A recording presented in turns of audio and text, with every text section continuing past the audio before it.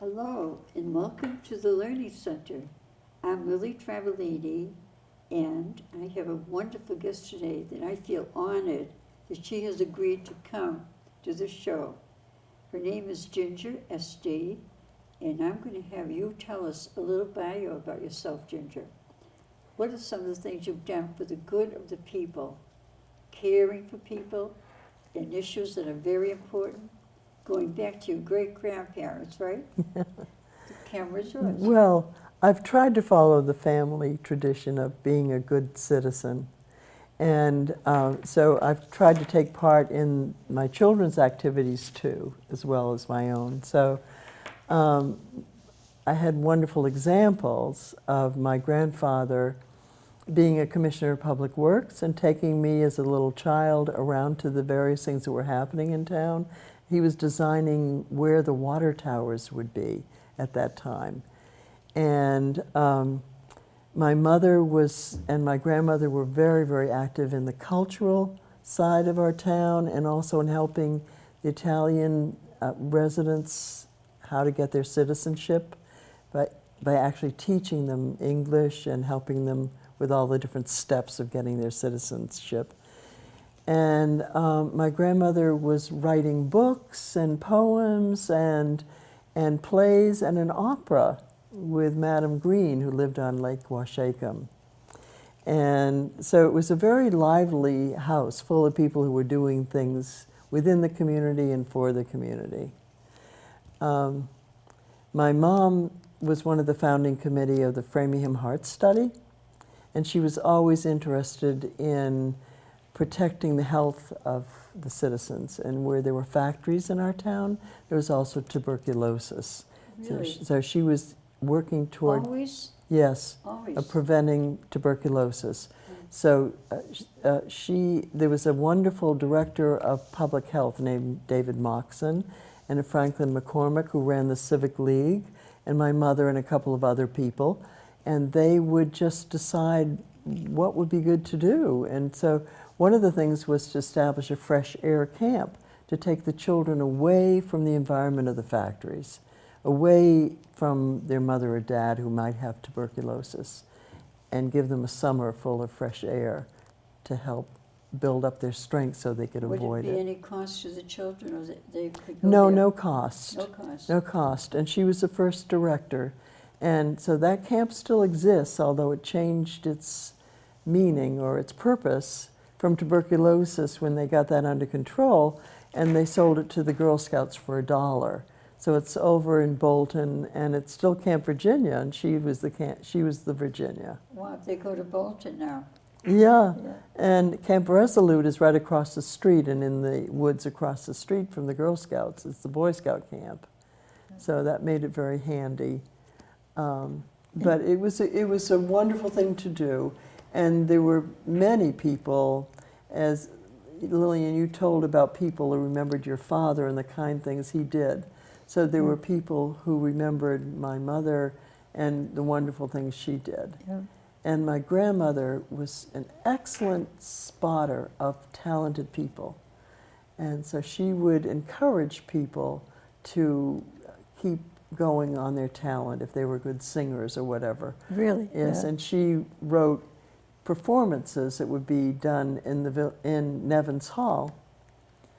And she would team up with other talented people in the town and Yeah. produce some really And extravagant. I think the towns surrounding would come. Nevins Hall was so large that all the little towns around sometimes use their facilities. Yes. Because of the stage and the seating. Yes, and by the way, Nevins Hall is the best performing hall between Boston and Worcester. Is it really? Yes, it's an excellent one. And the Village Hall upstairs, the violin section of the Boston Symphony used to practice there because the acoustics are so good Yeah. for performing.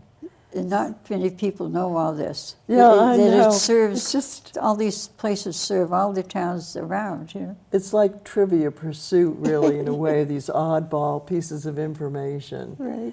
But yeah, they also gave property. They gave things. They gave up things. My grandparents and my grandfather's brothers and sister gave up homes where the memorial building is, homes that they loved, in order to have a central municipal building for Framingham. They lived there in that site? Yes, there were 3 houses. By the time the memorial building was built, there were 2 still in the family, and one had been sold to a doctor. But they really loved their homes, but they knew that it was very, very important that this be a central place for government. You know, I don't know anybody today that would do such a thing, gladly give to help people. And they used to move up the street from that corner up to Larned's Pond, to a beautiful, great big house. It wasn't heated or anything. It was a summer estate. And so to get away from the dust of the dirt road and everything, they would move up the street for the summer and then move back down for the winter. Right. And so when they planned to do this, they winterized the big house. Yeah. And then they moved up there. When the first war was happening, my grandmother had 2 sons who were fighting. And she felt quite hopeless, but she loved to hear from her sons. And the muster field was up the street further, where the courthouse is. And that's where the troops would assemble to go off to war. Okay. And while they were assembling and staying there, my grandmother opened up a part of our big old house and provided stationery and provided ice cream and provided a radio and a fireplace. It was called the fireside room. And the boys had to sign up that they're coming in, and the price tag to come in was a letter to their mothers. And so she had this following of these boys who were about to go to war, but they had a comfortable, homey-like place to come. And the price tag was to write a letter, and they got in the habits of writing letters, and so they would write to her, and they'd call her Dear Mother. Wow. And they reported through their careers in the Army, and when they were wounded, she kept track of them, and when they came back for hospitalization, she would go over with, they had a butler who knew how to make ice cream. So they would bring ice cream to some of the wounded people. Oh. And so I had all those records of the caring, kind of wonderful people that I was lucky enough to. What role models? What role models? They were wonderful role models. Right. Yeah. So when did you first start your career of giving, and in what role? Well, I think I was a teenager, and across the street, we moved to State Street by then, and across the street was somebody who was running for selectman. Addison C. Armstrong III was his name. I'm very impressed. Yeah. And he was a really nice person, and his wife was super. And I babysat for their kids. Yeah. And I got it sort of hooked into that campaign of carrying signs and knocking on doors and stuff and taking an interest. Yeah. And I guess I was always interested in the town, and especially since my grandfather, his hobby was in planning the guts of a community, the public works of a community. He wasn't interested in a lot of things, but for instance, they might be in Paris traveling, and my mother and grandmother would be in the museums upstairs, and he would be under the city studying their sewer system. Wow. Yeah, and he thought it was so important, and I was a very curious child, and so he would take me with him, probably to give a break to the household, yeah. And keep me busy. But he would take me, and he was planning where the water towers would be, how the water would be distributed, and the importance of gravity. Any of those water towers still exist? Yes, but there was one at the top of State Street, for instance. That's no longer. But the one at Indian Head Hill is still there. Oh, I've seen that. Yeah. So, and they were all positioned in high places so that the water could come down to the houses and not have to be pumped electrically. Right. Yeah, but so, he taught me a lot. Good. So, So now there's so many things going on, and not too many people that care about making life better for other people, right? It's mostly about money. well, it would appear so, Yeah. yeah. And mostly, when I first started getting active in Framingham politics, I had a call from a director of a particular department, and he said, "What's your angle?" Yeah. And I had no idea what he was talking about. Yeah. My angle was to try to preserve something in my neighborhood, and I thought it made a lot of sense. Right. But that wasn't understood. I was looked at as somebody who had about 3 heads. And when I started getting interested in what might be wrong with our reservoir system, there was great effort to ruin my reputation Really? and say that I was lying, that I was ruining property values. But I happen to know that there must be something really wrong with our reservoir, because I got elected Public Works Commissioner like my grandfather, and we needed to replace a bridge, a very small bridge on Fountain Street.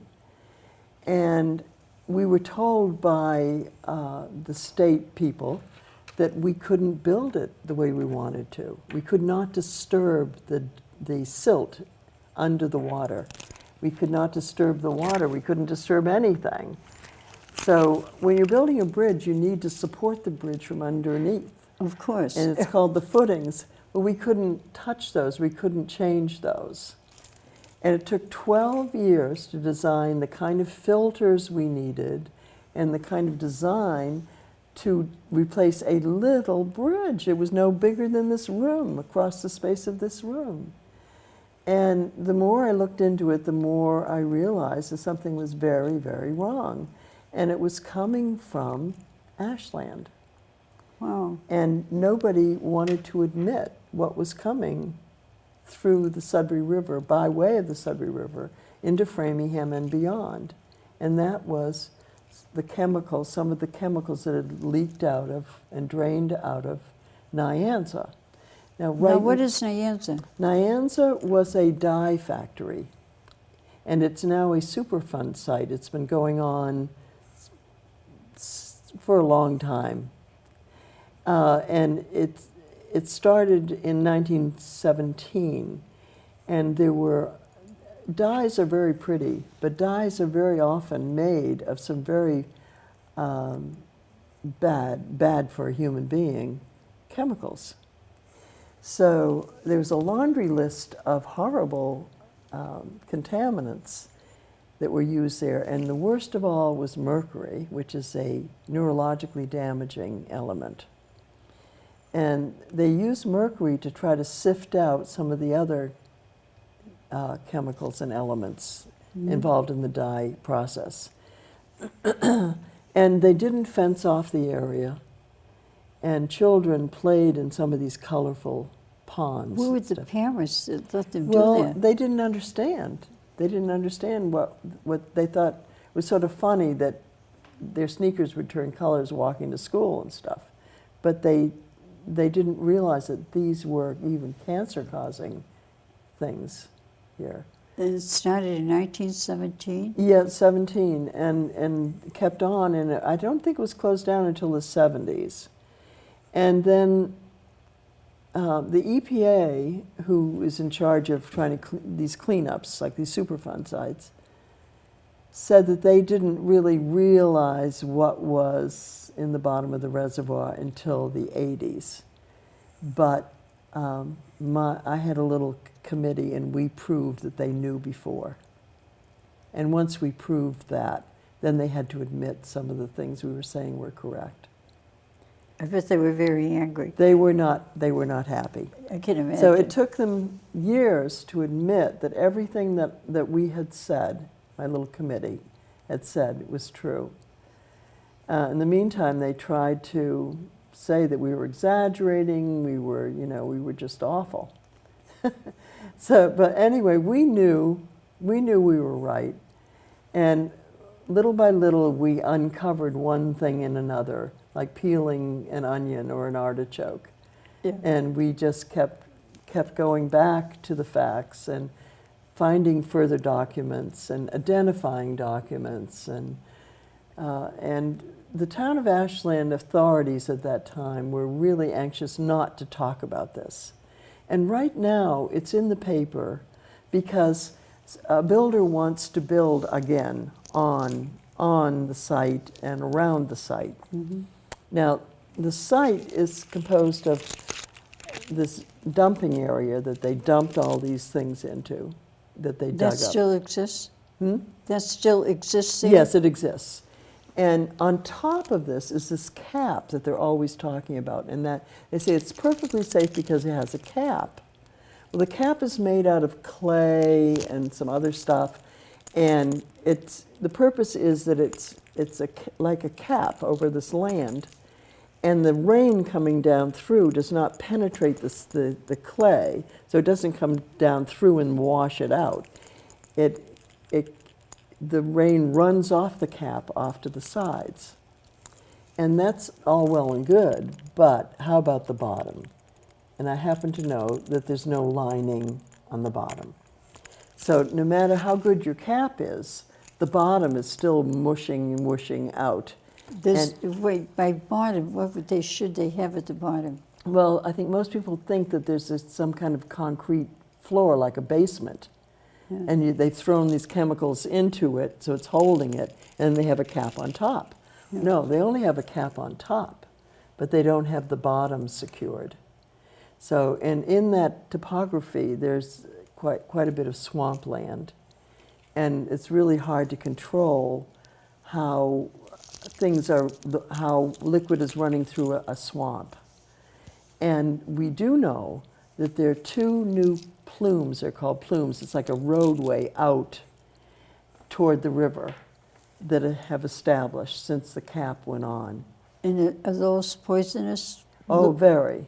Oh, wow. Yeah. And so they're not only these elements, but there are some volatile chemicals that they use for cleaning stuff. And the volatile chemicals I refer to as the zenes, Z-E-N-E, zenes, because all of their names end up in a zine. And they get into the air and they're very bad for you. So some How of did these... they get in the air? Well, for instance, if your house is standing in the way of this plume that's headed toward you, toward the river, then your basement becomes a place that's underground, and it may be an old house, and it may have porous stone sides, and so the chemicals get into your basement.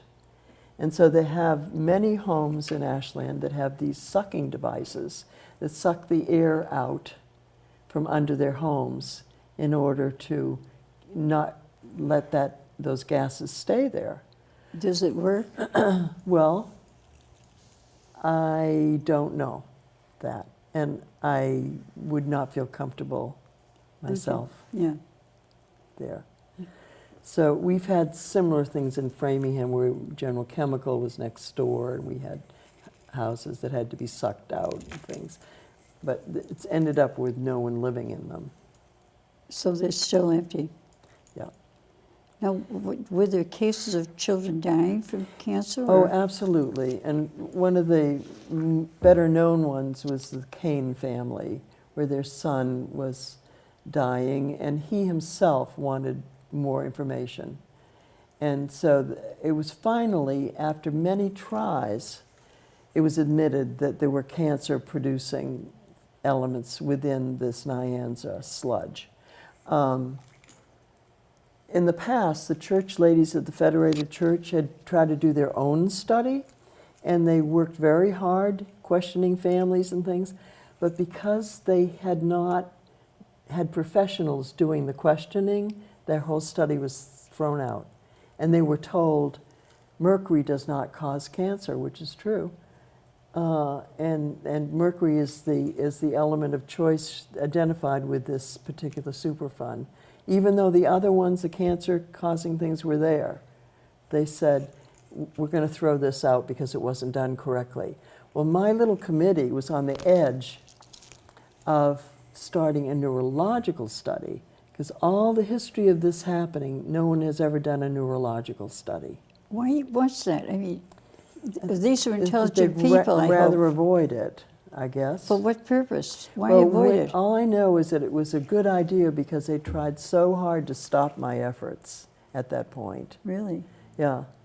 And because I knew about the church ladies' failure, I had written to the Centers for Disease Control and asked for advice of how you would question people so that they couldn't throw it out. So that we were about to launch on that. But my little subcommittee was formed while a question was being asked of Framingham. Do we want to accept the reservoir for recreational purposes? And while we were making that decision, my little subcommittee existed. But once the decision was made, it was over. So I didn't have an official role after that. But we had done enough research Yeah. to prove that more research was needed. And so everyone agreed, everyone meaning the EPA and the DEP and all those alphabet soup organizations. Right. Agreed that they had to do further study. Right. And so they finally did, okay, they admitted, yes, there are bad things in the sediment. But eventually my dream is, and if I live long enough, I'd like to see, because Ashland needs water, and you always, it's a shame to see water contaminated. Water can be cleaned. And we need more than just the Quabbin Reservoir as we grow. And it's a shame to have reservoirs in our community that can't be used. And Ashland would really benefit from their part of the reservoir. Is there a reservoir in Ashland? Oh, yes, yeah. And they can't use it? If you're going toward Ashland on 135, it's on your right. Or if you're going on Fountain Street, you see it on your left. Yeah. Yeah.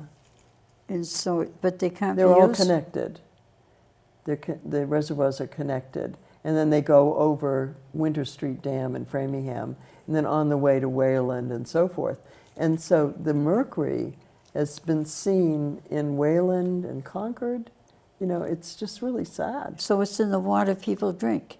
Some people drink, yes, some people have wells right close by. Isn't that harmful, drinking mercury? I would think so. This is really And frightening. you know, the thing is that mercury gets in the flesh of the fish. And that's other why- contaminants yeah. are in the brains or the organs of the fish. So when you gut a fish or cut off its head, the meat is okay. Yeah. But the mercury, it's not. It's in the flesh of the fish. Well, this is what they're saying, don't eat tuna anymore, it's filled with mercury. Yes.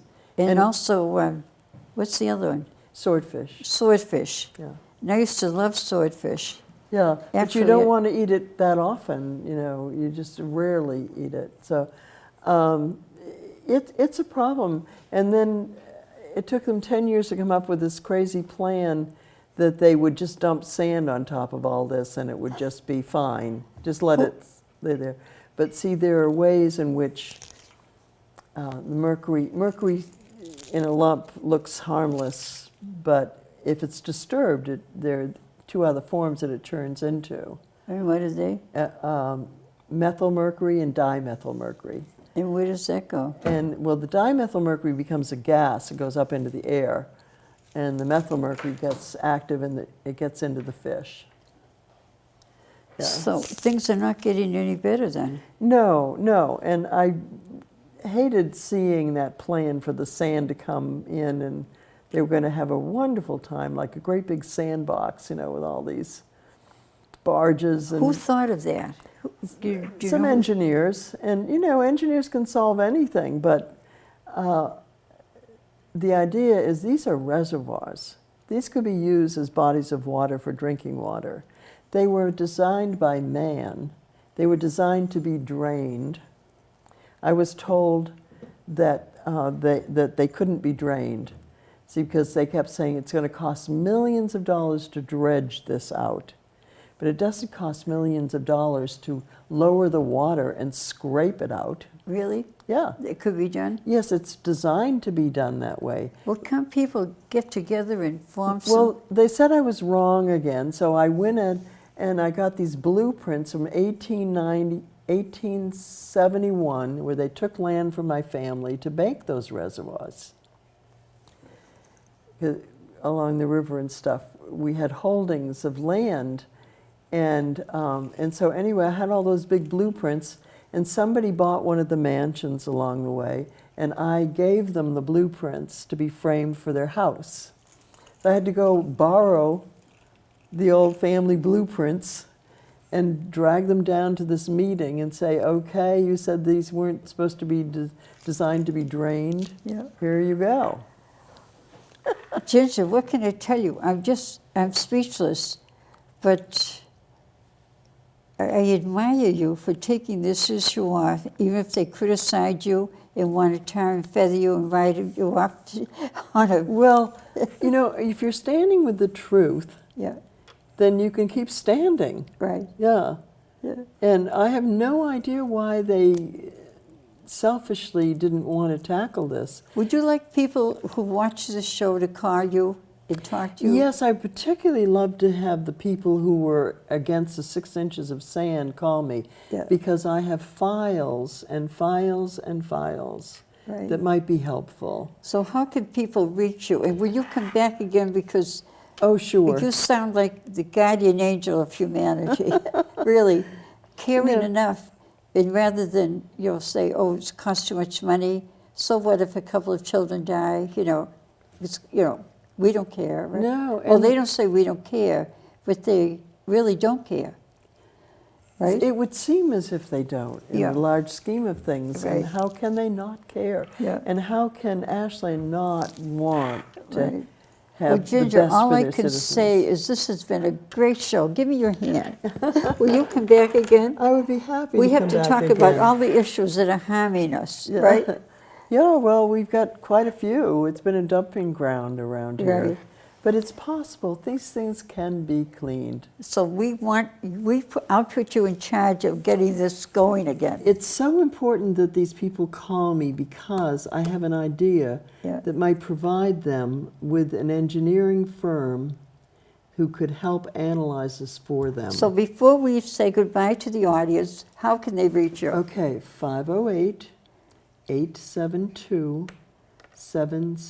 508-872-7788. Wonderful. Okay. I hope you all enjoyed that. I did. I'm a little bit afraid, and believe me, I don't want any of that water, even if they pour sand and sand, but I hope you enjoyed it. And do call Ginger. She's a worker. And after you turn your TV off, I want to tell you that you should go out there and find somebody who's having some kind of trouble and see if you can help them. It'll make you feel very good. Bye now.